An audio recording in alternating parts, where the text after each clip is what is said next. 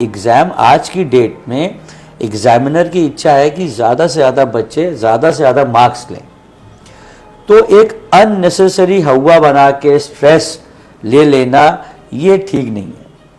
Parents को बहुत ज़्यादा एक्सपेक्टेशन होती है, 1%, 2%, 5%, 4%, जो कि स्ट्रेस का कारण बनता है। उनका बच्चा खाना नहीं खा रहा है, या उनका बच्चा ठीक से नींद नहीं ले रहा है, या एंग्शियस है, एंग्जाइटी हो रही है, उसको ट्यूशन या स्कूल मिस कर रहा है, बहुत देर तक बेड पे लेटा हुआ है, बहुत ज़िद्दी हो गया है, चिड़चिड़ा हो गया है, बहुत गुस्सा कर रहा है, झुंझला रहा है, तो उनको शांति से प्यार से प्रोब करना चाहिए, पता करना चाहिए क्या हमारा बच्चा स्ट्रेस में तो नहीं है। तो क्या टिप्स क्या रहेंगे बच्चों के लिए कि उनको क्या करना चाहिए जब एग्जाम का स्ट्रेस आ जाता है? सबसे पहले बच्चों को एक टाइम टेबल बनाना चाहिए। अपने पेरेंट्स, टीचर या कोई घर में दीदी है, कोई कज़न है, उसके साथ बैठ के बात करके या अपने फ्रेंड के साथ डिस्कस करके, ये मन में नहीं बनाना टाइम टेबल, लिख के बनाना है। कहते हैं कि जो चीज़ें आप लिखेंगे वैसे वैसे हो जाती है। 40 मिनट्स आप पढ़ें और फिर 5 मिनट का ब्रेक लें। पढ़ते समय अपनी डाइट का ख्याल रखें, क्या खा रहे हैं, खाना ज़रूरी है। बहुत बच्चे कुछ भी नहीं खाते, खाली पेट पढ़ते रहते हैं। उसके बाद अपनी स्लीप का ध्यान रखना ज़रूरी है। 6 से 8 घंटे बहुत ज़रूरी है सोना। अब मैं आपसे जानना चाहूँगा कि हमें क्या नहीं करना चाहिए कि हमें स्ट्रेस ना हो? स्टिमुलेंट्स और ड्रग्स से दूर रहें। उसके बाद आपको जल्दी जल्दी से सिलेबस ख़त्म करने के ऊपर नहीं रहना चाहिए। आप जो चीज़ पढ़ रहे हैं उसको शांति से, आराम से पढ़ें। माइंड यू, हमेशा याद रखिए कि आपका बोर्ड का एग्ज़ाम है या क्लास का एग्ज़ाम है, उसी बुक में से ही 80%, 90% पेपर आने वाला है। तो बहुत सारी किताबें करने की ज़रूरत नहीं है, उसी सिलेबस को बार बार करना ज़रूरी है। ये एग्जाम्स का टाइम है और इस समय बच्चों को काफ़ी स्ट्रेस हो जाता है, क्योंकि परफॉर्मेंस अगर अच्छी ना हो तो आगे उनके फ्यूचर में प्रॉब्लम्स आ सकती हैं, एडमिशन्स नहीं मिलती। तो इस करके कई बच्चे इतने स्ट्रेसफुल हो जाते हैं, कुछ लोग सुसाइड भी अटेम्प्ट कर लेते हैं। तो इसी बारे में आज मैं बात करने के लिए डॉक्टर पुनीत कथूरिया जी के पास एक बार फिर से आया हूं, के हॉस्पिटल में। तो हम बात करेंगे। सर, सबसे पहले ये बताएं कि इतना क्यों स्ट्रेस हो जाता है एग्जाम्स में बच्चे कि सुसाइड तक अटेम्प्ट करने लग जाते हैं? मनीष जी, एग्ज़ाम और स्ट्रेस, हमारी सोसाइटी में ये दोनों वर्ड एक साथ लिए जाते हैं। एग्ज़ाम का स्ट्रेस बच्चों में तो है ही है, पेरेंट्स में बहुत ज़्यादा है। एक्सपेक्टेशन जो हम अपने बच्चों से रख लेते हैं वो स्ट्रेस का कारण बन जाती है। कुछ हमारा एग्जामिनेशन सिस्टम ऐसा है। देखिए मनीष जी, हम रहते हैं एक थर्ड वर्ल्ड इकोनॉमी में, जहाँ पर एजुकेशन की अपॉर्चुनिटीज़ कम हैं, बच्चे बहुत ज़्यादा हैं। तो कहीं ना कहीं उनको मार्क्स देना पड़ता है, उनको रैंक करना पड़ता है, उनको ग्रेड करना पड़ता है। सीबीएसई ने मार्किंग सिस्टम भी बहुत लीनियंट किया है, उसको ग्रेडिंग पे लेकर आए हैं। और ये बात मैं आपके थ्रू सबको कहना चाहूँगा कि एग्ज़ाम अब हमारे एजुकेशन सिस्टम में काफ़ी हद तक इंक्लूसिव हो गया है, मतलब कि वो ज़्यादा से ज़्यादा बच्चों को पास करना चाहते हैं। और ये मैसेज मैं सारे बच्चों को देना चाहता हूँ कि एग्ज़ाम आज की डेट में एग्जामिनर की इच्छा है कि ज़्यादा से ज़्यादा बच्चे ज़्यादा से ज़्यादा मार्क्स लें, तो एक अननेसेसरी हवा बना के स्ट्रेस ले लेना ये ठीक नहीं है। पेरेंट्स को बहुत ज़्यादा एक्सपेक्टेशन होती है, 1%, 2%, 5%, 4%, जो कि स्ट्रेस का कारण बनता है। चाहिए क्या हम सबको कि बच्चा अगर ठीक से पढ़ रहा है और अच्छे से तैयारी करी है तो 2% कम ज़्यादा से कोई लाइफ में किसी चीज़ का कोई फ़र्क नहीं पड़ता। मनीष जी, आज आप अपना काम करते हैं, मैं अपना काम करता हूँ, क्या हमसे आम तौर की ज़िंदगी में कोई पूछता है कि हमारे 7th में कितने थे, 8th में कितने थे, 11th में कितने थे, 12th में कितने थे? पर बच्चों के ऊपर हम इतना प्रेशर डाल देते हैं कि उनको एक एक मार्क्स के ऊपर स्ट्रेस होने लगता है, तो वो प्रेशर कम करना चाहिए। अच्छा डॉक्टर साहब, कई बार मनोवैज्ञानिक स्थिति पता नहीं लगता पेरेंट्स को कि वो इतना प्रेशर डाल रहे हैं, और बच्चा उस एक लाइन होती है, एक तो प्रेशर लेना ठीक है, लेकिन एक जब लाइन क्रॉस हो जाती है कि प्रेशर वो संभाल नहीं पाता और वो स्टेज पे जाने लगता है, तो कैसे उसके बारे में पता लगाएं? पहले तो हमेशा से एक नियम बनाएं सारे पेरेंट्स कि अपने बच्चों के साथ एक कम्युनिकेशन चैनल इस्टेब्लिश करें, कि उनसे बातचीत करें। पेरेंट्स बात करते नहीं हैं, पर उनके मैसेजेस ऐसे होते हैं कि बच्चों को स्ट्रेस होने लगता है।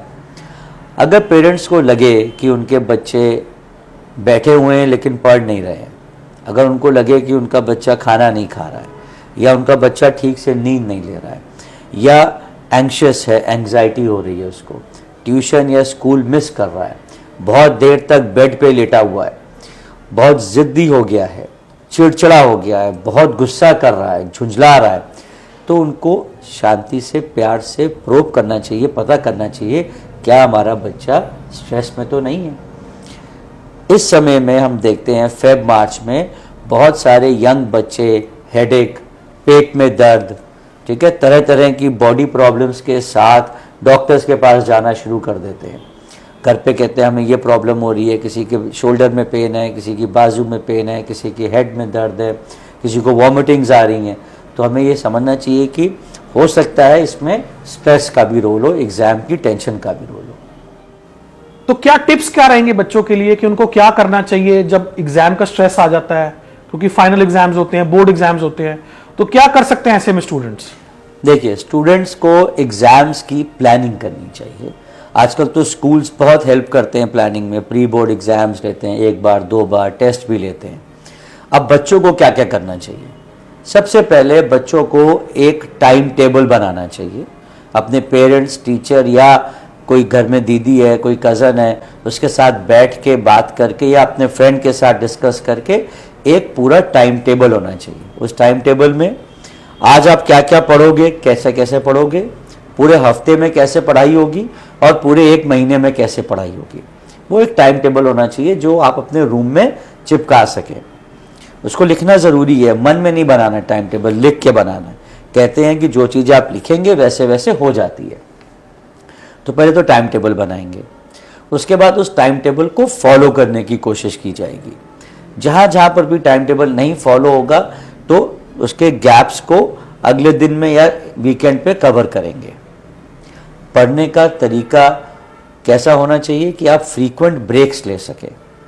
आइडियल तरीका होता है 40 मिनट्स आप पढ़ें और फिर 5 मिनट का ब्रेक लें, उसके बाद दोबारा से 40 मिनट पढ़ें और फिर कम से कम 10 से 15 मिनट का ब्रेक लें। तो 40 मिनट्स के टाइम स्लॉट्स में आप पढ़ाई करें और पहले 40 मिनट्स के बाद कम से कम 5 से 7 मिनट का ब्रेक और दूसरे 40 मिनट्स के बाद 10 से 15 मिनट का ब्रेक और तीसरे 40 मिनट के बाद एटलीस्ट 30 to 40 मिनट्स का ब्रेक लें। इस तरीके से पढ़ें। कॉन्टिन्यूसली लगातार 3 घंटे पढ़ने का फ़ायदा नहीं होता। ब्रेन की कंसंट्रेशन 40 मिनट तक मैक्सिमम रहती है, फिर उसको ब्रेक चाहिए। पढ़ते समय अपनी डाइट का ख्याल रखें, क्या खा रहे हैं।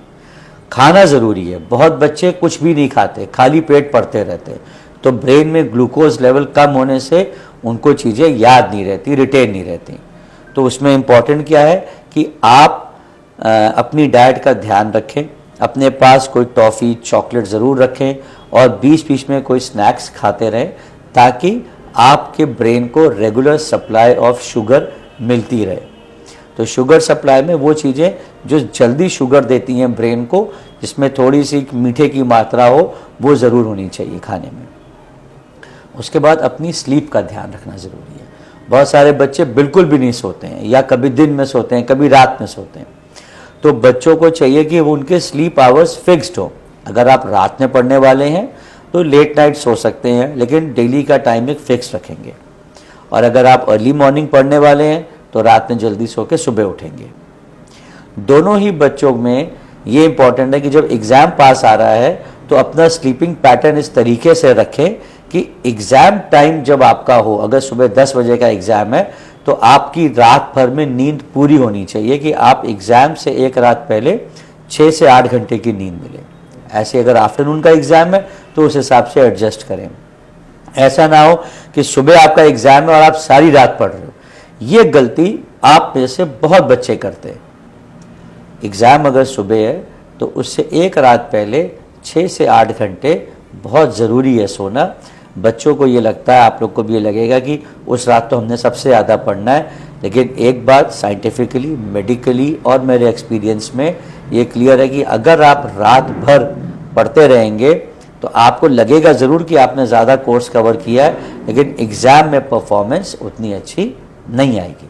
तो इन चीज़ों का आप ध्यान रखें सारे बच्चे। अच्छा डॉक्टर साहब, आपने बड़ी अच्छी बात की कि ब्रेन को एनर्जी चाहिए, और कई लोगों को होता है कि कई बार हम सोचते हैं कि अगर आप दिमाग का काम कर रहे हैं तो आपको खाना नहीं चाहिए, आप तो बैठे बैठे काम कर रहे हैं, ये बड़े लोग सोचते हैं। तो ये भी एक भ्रम है जो लोगों को, वो दूर करना बहुत जरूरी है, इसके बारे में बहुत जरूरी है। तो मैं चाहूंगा आप इसके बारे में थोड़ा सा और बताएं कि ब्रेन कितना कैलोरीज या कितना फूड ब्रेन को चाहिए, चाहे आप मोबाइल देख रहे हो या कुछ दिमागी काम कर रहे हो। तो देखिए, ब्रेन को हमेशा इंस्टेंट सोर्स ऑफ एनर्जी चाहिए। ब्रेन शुगर लेवल बहुत जल्दी डाउन हो जाता है और उसमें हमको इरिटेशन होती है, चिड़चिड़ापन होता है, हमारा कंसंट्रेशन लेवल कम हो जाता है। सो अगर आप पढ़ाई करें तो आफ्टर एवरी 40-45 मिनट्स, मतलब 40-45 मिनट के बाद आपको कोई सोर्स ऑफ इंस्टेंट एनर्जी, चाहे आप ग्लूकॉन डी पी रहे हैं, चाहे आप कुछ मीठा पी रहे हैं या चॉकलेट खा रहे हैं, समथिंग लाइट लेकिन शुगरी चाहिए। तो वो बात ठीक है कि अगर आप पढ़ रहे हैं और बैठ के पढ़ रहे हैं तो थोड़ी चांसेस हैं कि आपका वेट गेन हो सकता है, बट उतना तो हमारी बॉडी की और ब्रेन की नेसेसिटी है कि हमें इमीडिएटली अपनी कंसंट्रेशन के लिए वी नीड समथिंग। अब यहाँ मैं ये भी बताऊंगा कि बहुत लोग ज़रूरत से ज़्यादा स्टिमुलेंट्स यूज़ करते हैं ब्रेन को एक्टिव करने के लिए, चाय पीना ज़्यादा, कॉफ़ी पी लेना बार बार, और कुछ लोग कुछ दवाइयों का भी सेवन कर लेते हैं, एम्फेटामीन करके मेडिकेशंस होती हैं, कुछ लोग कहते हैं वो खा लेंगे हम तो हमारा ब्रेन ज़्यादा चलेगा। देखिए, शॉर्ट टर्म में स्टिमुलेंट आपको हेल्प कर सकता है, आपको लगेगा कि आपको हेल्प कर रहा है, कभी मैंने कॉफ़ी पी ली तो मैं बहुत एनर्जेटिक हो गया या चाय पी ली, बट लॉन्ग टर्म में दीज आर नॉट गुड। हाँ, एक मॉडरेट कंजम्पशन, मतलब कि दिन में 1 से 2 कप पी लेने में प्रॉब्लम नहीं है एज पर योर एज, लेकिन अगर आप ज़्यादा और बार बार सिर्फ इन्हीं चीज़ों पर रिलाई करेंगे तो उसमें क्या होता है, उसमें आपको घबराहट ज़्यादा होगी, आपको जिटरीनेस हो सकती है, धड़कन तेज हो सकती है, पसीना ज़्यादा आ सकता है, आपको उल्टी आ सकती है, नौजिया हो सकता है। सो आपका जो टी कॉफ़ी का इंटेक है वो मैक्सिमम 2 कप पर डे पे रहना चाहिए। और कोई भी दवाई, कई बार कुछ लोग कह देते हैं कि ये दवाई खा लो, ये मेडिसिन अवेलेबल है, ये ड्रग्स अवेलेबल है, इसको आप खाओगे तो ज़्यादा कंसंट्रेशन हो जाएगी, साइड आप जाग सकोगे, उन चीज़ों से बिल्कुल आप दूर रहें। अच्छा डॉक्टर साहब, ये तो हो गया कि हमें क्या करना चाहिए। अब मैं आपसे जानना चाहूंगा कि हमें क्या नहीं करना चाहिए कि हमें स्ट्रेस ना हो। देखिए, क्या नहीं करना चाहिए मैंने आपको बताया। पहले तो आप ऐसी चीज़ों से दूर रहें, स्टिमुलेंट्स और ड्रग्स से दूर रहें। उसके बाद आपको जल्दी जल्दी से सिलेबस ख़त्म करने के ऊपर नहीं रहना चाहिए। आप जो चीज़ पढ़ रहे हैं उसको शांति से आराम से पढ़ें, आराम से पढ़ेंगे तो ज़्यादा रिटेन होगा। एक हम कॉमन प्रॉब्लम देखते हैं कि लोग एक सब्जेक्ट की 4-5 किताबें ले लेते हैं, यहाँ से भी पढ़ना है, वहाँ से भी पढ़ना है, इससे भी पढ़ना है। इस चीज़ से बिल्कुल परहेज़ रखें। एक सब्जेक्ट की जो मेन टेक्स्ट बुक है उसी को अगर 2 बार 3 बार पढ़ लेंगे तो माइंड यू हमेशा याद रखिए कि आपका बोर्ड का एग्ज़ाम है या क्लास का एग्ज़ाम है, उसी बुक में से ही 80% 90% पेपर आने वाला है। तो बहुत सारी किताबें करने की ज़रूरत नहीं है, उसी सिलेबस को बार बार करना ज़रूरी है। ठीक है, बहुत सारी एक्सरसाइजेस करने की ज़रूरत नहीं, उन्हीं एक्सरसाइजेस को ध्यान से करने की ज़रूरत है। इन चीज़ों पे आप ज़्यादा ध्यान दें। उसके बाद क्या करें कि हर चीज़ बुक में जो तो लिखी हुई है, और लोग क्या करते हैं कि अपनी कोई नोटबुक नहीं बनाते। मेरी आपको ये हिदायत है कि आप एक समरी रिवीजन नोटबुक बनाएं जिसमें हर सब्जेक्ट, हर चैप्टर, हर टॉपिक के इंपॉर्टेंट पॉइंट्स लिखे हों, ताकि एग्ज़ाम से एक रात पहले आप सारी बुक नहीं पढ़ सकते। आप सारी बुक पढ़ते हैं तो घबराहट हो जाती है, तो ये बिल्कुल ना करें कि एग्ज़ाम से एक रात पहले सारी बुक के सारे चैप्टर घुमा के देख रहे हैं। दैट इज़ नॉट पॉसिबल, वो हो नहीं सकता। आपकी एक समरी नोटबुक होनी चाहिए जिसमें आपके या तो समरी कार्ड्स हों या नोट्स हों, कि हर चैप्टर के नोट्स हैं, वो आप 1 घंटे में 2 घंटे में एग्ज़ाम से एक रात पहले पढ़ें, वो ज़्यादा अच्छा है। अच्छा डॉक्टर साहब, आप कंसल्टेशन भी देते हैं, गाइडेंस भी देते हैं जो बच्चों को अगर स्ट्रेस मैनेजमेंट के लिए अगर चाहिए कुछ अपने एग्जाम्स के लिए, सो ऐसा भी कुछ करते हैं? हाँ, हमारे, ये आपने बड़ा अच्छा सवाल किया। हमारे यहाँ के हॉस्पिटल में हमारा साइकोलॉजी डिपार्टमेंट है जिसमें हमारी टीम है 3 साइकोलॉजिस्ट की, और हम बच्चों के लिए ऐसे courses, stress management, exam preparation, tips, ये भी रन करते हैं। शॉर्ट ऑनलाइन कोर्सेज भी रन करते हैं, ताकि बच्चों में जो ये प्रॉब्लम्स अचानक से आ जाती हैं, तो क्या है कि हम तो एडवाइस करते हैं बच्चों को कि प्लीज़ अपने पेरेंट्स या टीचर्स, सीनियर्स, कजन्स या फ्रेंड से ज़रूर डिस्कस करें कि मुझे ये प्रॉब्लम आ रही है। अगर वहाँ पे डिस्कशन करने के बाद भी आपकी प्रॉब्लम सॉल्व नहीं आ रही है तो you can talk to us, connect to us, meet us online या ऑफलाइन। तो हम भी आपकी इस चीज़ में हेल्प करते हैं कि आप अच्छे से अपने एग्जाम की प्रिपरेशन कर सकें। Beautiful. So the best thing is not to take stress of exams, लेकिन फिर भी अगर आपको स्ट्रेस हो जाए और आप कंसल्टेशन या गाइडेंस चाहते हो तो आप नीचे दिए नंबर पे पुनीत कथूरिया जी को कांटेक्ट कर सकते हैं केके हॉस्पिटल से। मैं आपका फिर से एक बारी कोटि कोटि धन्यवाद करूंगा सर, आपने अपना समय निकाला और हमारे लिए, दर्शकों के लिए इतनी अच्छी बातें बताई।